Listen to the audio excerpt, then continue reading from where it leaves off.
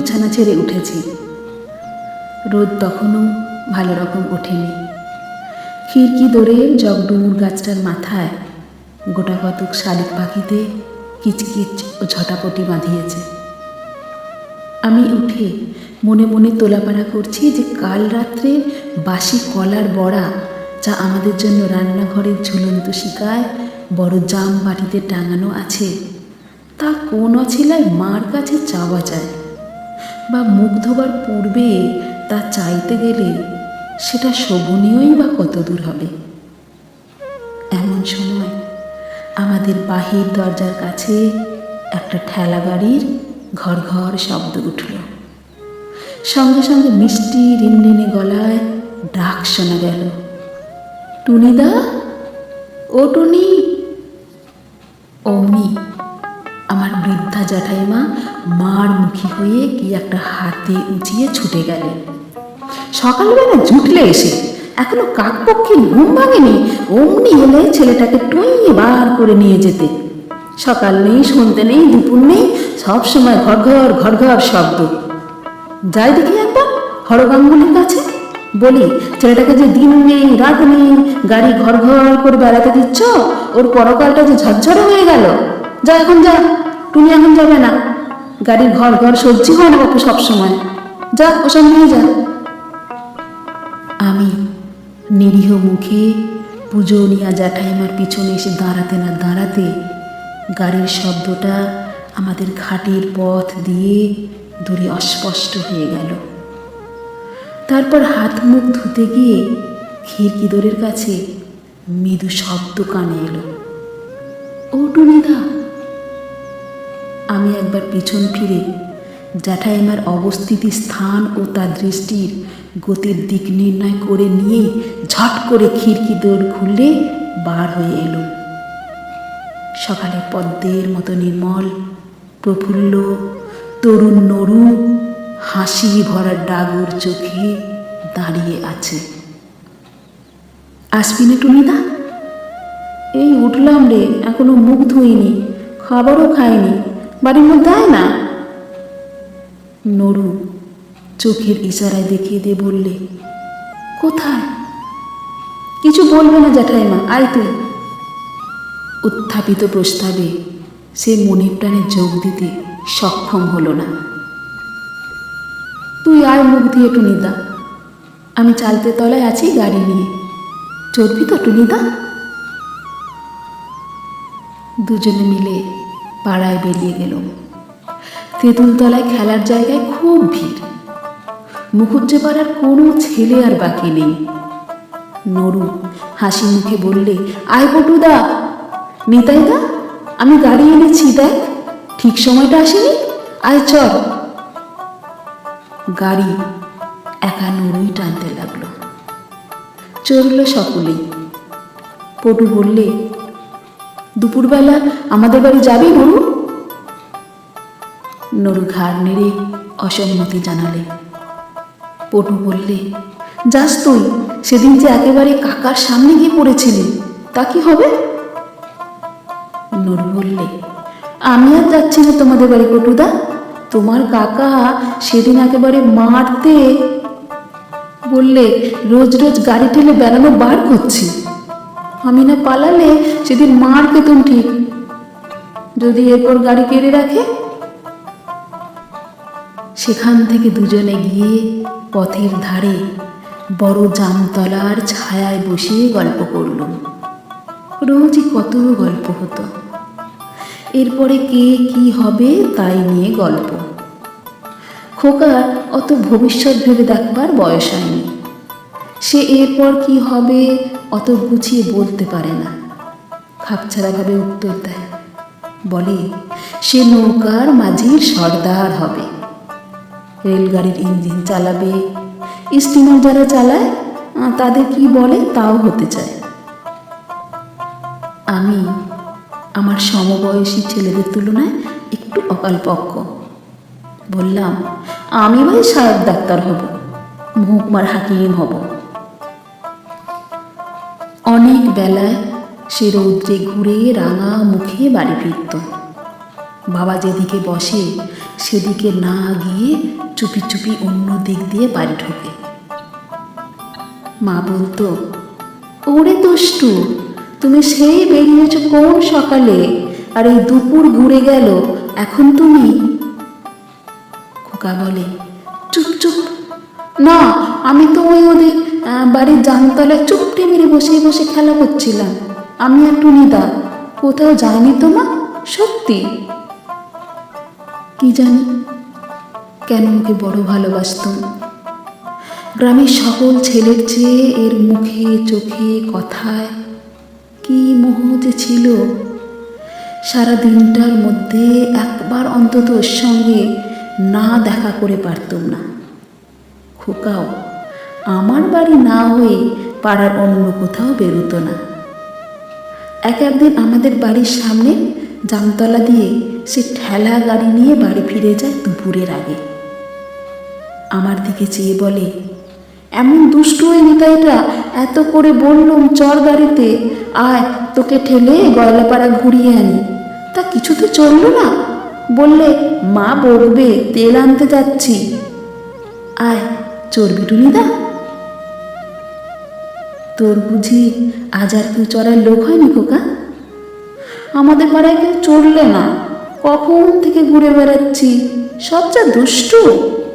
আসবি টুনিদা? খোকার চোখের মিনতি ভরা দৃষ্টি। তখনকার দিনে আমার এড়াবার সাধ্য হতো না কোনো মতেই।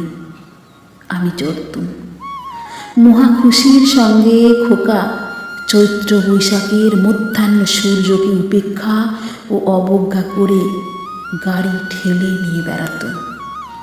সূর্য প্রতিশোধ নিতে গিয়ে ওর কচি মুখ রাঙিয়ে দিতেন, ঘামে কাপড় ভিজিয়ে দিয়ে ছাড়তেন। তার বয়স অল্প ও দেহ অত্যন্ত ক্ষীণ মেয়েলি ধরনের ছিল বলে পাড়ার কোনো ছেলের সঙ্গে বলে সে পেরিয়ে উঠত না। সকলের কাছে তাকে অবিচার সহ্য করতে হতো। দুর্বলের প্রতি সবলের অধিকার তার উপর নির্বিবাদে জারি করত সকলে। সেদিনটা ছিল ভারী গরম। চৈত্র বৈশাখের দিন গ্রামের পথের ধুলো তেতে আগুন হয়েছে। পঞ্চাননতলায় বারোয়ারির আসর সাজানো, বাঁশের মাচা বাঁধা, সবাই কাজে সকাল থেকে সন্ধ্যা পর্যন্ত খাটছে। বড় পিটুলি গাছতলায় তার ঠেলা গাড়ির ঘর ঘর আওয়াজ উঠল। অনু বললে, ওই নড়ু আসছে। পিছনে পরম সঙ্গী কেরোসিনের ঠেলা গাড়িটা টেনে নড়ু হাজির। বাঁধা আসরের দিকে এসে আঙুল দেখিয়ে বললে, যাত্রা কবে বসবি রে টুনিদা? সংবাদ সংগ্রহের পর সে সন্তোষের হাসি হাসল। আঙুল দিয়ে গাড়িটার দিকে দেখিয়ে বললে, চড়বি পটুদা? পটু ঘাড় নেড়ে বললে, চড়ব, টানবে কে? খোকা খুব খুশি হয়ে বললে, কেন আমি? আসন্ন আমোদের প্রত্যাশায় তার চোখ মুখ উজ্জ্বল হয়ে উঠেছে। পটু বললে, দূর, তুই বুঝি আমায় টানতে পারিস? টানতে কি কেমন হয় না আর আমাকে? বসো না, টানতে কেমন পারিনি। পটুর পালা শেষ হয়ে গেলে ক্রমে ক্রমে অনু, বড়ু, হরু উপস্থিত সব ছেলেই উঠল গাড়িতে। এদের মধ্যে বড় ছোট সব রকমই আছে। টানতে টানতে খোকা হয়রান হয়ে পড়লেও সে উৎসাহের সঙ্গে শেষ পর্যন্ত ঠিক টেনে নিয়ে বেড়ালো সকলকে। সকলের শেষ হয়ে গেলে সে হেসে সকলের মুখের দিকে চেয়ে বললে, আমায় একটু এবার টান। সকলে মুখ চাওয়াচাওয়ি শুরু করলে। ভাবে বোঝা গেল কেউ তাকে টানতে রাজি নয়। তার প্রতি কৃপা করে তার গাড়িতে চড়ে তাকে দিয়ে টানিয়ে তাকে কৃতার্থ করা হয়েছে। এতে আবার তার পরকে দিয়ে টানাবার কোন দাবি আছে? সকলে মিলে এই ভাবটা দেখালে। বাহ, সকলকে চড়িয়ে দিলাম আর আমার বেলায় বুঝি কেউ? আমার ইচ্ছে হলো তাকে গাড়িতে চড়িয়ে টানি, কিন্তু সমবয়সী ছেলেদের কাছে উপহাসের ভয়ই হোক বা তাদের বিরুদ্ধে দাঁড়াবার সাহস না থাকার দরুনই হোক, যেতে পারলুম না। সে গাড়ি টেনে নিয়ে চলে গেল। এদের মধ্যে পূর্বে কী পরামর্শ হয়েছিল আমার জানা নেই। গাড়িখানা খানিক দূর যেতে না যেতেই দলের একজন একটা বড় ঝামা ইট নিয়ে গাড়িতে ছুঁড়ে মেরে বসল। গাড়িখানার তলা তখনই মচমচ করে দেশলাইয়ের বাক্সের মতো ভেঙে গেল। খোকা পিছন ফিরে চেয়ে দেখে কেমন অবাক হয়ে গেল। পরে তাড়াতাড়ি গাড়ির ক্ষতির পরিমাণ নির্ণয় করার জন্য এসে গাড়ির অবস্থা দেখি আর একবার বিস্ময়ের দৃষ্টিতে আমাদের দিকে চাইলে। তারপর সে চাইলে আমার দিকে। তার চোখের সে ব্যথা ভরা বিস্ময়ের অপ্রত্যাশিত না বুঝতে পারা দৃষ্টি আমার বুকে তীরের মতো বিঁধল। ভাবল এরকম যে তুইও টুনিদা এর মধ্যে। কিন্তু সে কোনো কথা কাউকে না বলে ভাঙা গাড়িটার পাশে বসে পড়ে দেখতে লাগলো।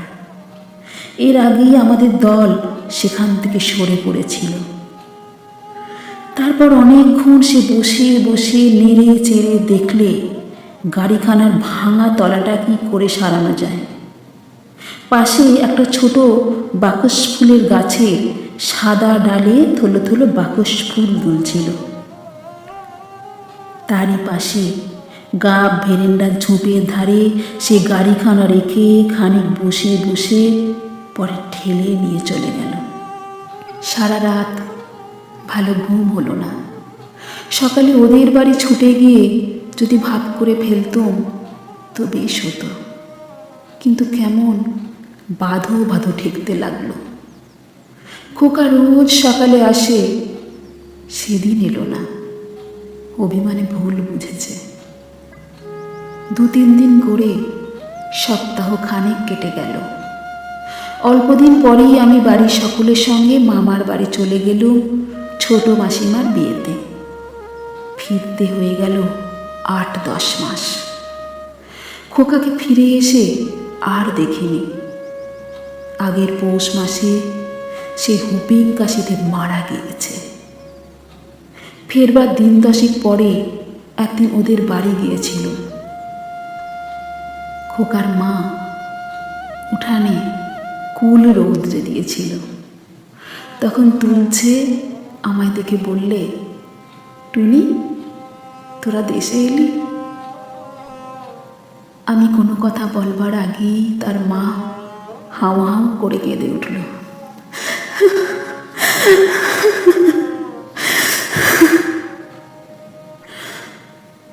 তবু এসেছিস তুই টুনি?